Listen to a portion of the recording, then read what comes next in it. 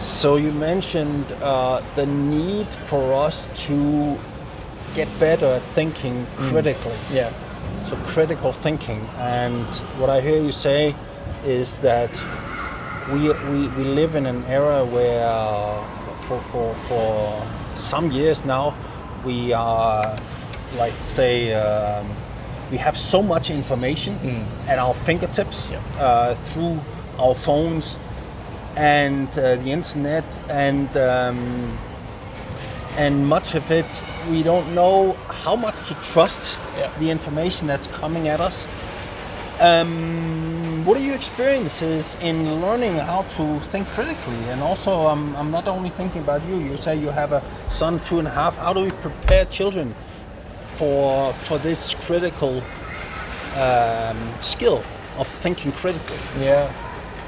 I think the only thing I do purposely is I try not to interrupt my son when he tries to do something. It could be as easy as stacking Legos, and he's not stacking all of the 4 blocks on 4 blocks, but maybe just 2 and 2, and then the original thought is, oh no, you want to build a tower, so it has to be 4 by 4 because that's the way I see it, right? But then you have to stop yourself and think, oh, but maybe he discovers his own way when he tries and he fails. And it has to be a deliberate decision not to interfere too much. Yeah. So if it's something dangerous, yes, of course, I will interfere.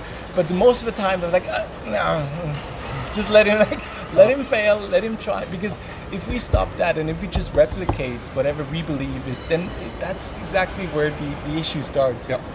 And what about yourself at work? How do you find out what information is like 100% right and useful, and what information is not? What methods do you have?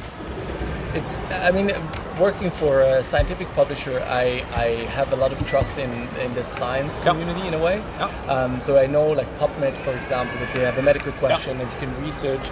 But then it's very hard to digest because it's professional language, and depending on the subject, it's completely out of my range. So it's a constant topic. And some of the newspapers I like or I read, it's the same thing. When I read it and then I see this is forming my opinion based on what I read, and then I have sometimes after a day or two I have to step back from what I read and say, well, hold on, this is a more left-wing newspaper, or this is a more right-wing journalist. So you almost have to always find yourself in the context, because you could believe everything, right? Oh, it's a newspaper, so it's true. Like, people used to think in simple schemes, and so it's very, very hard to break out of these. And one of the best things I remember is a company called Varia. That's a startup. And what they did is, if you search something and it works similar to Google, you get different results from different sources.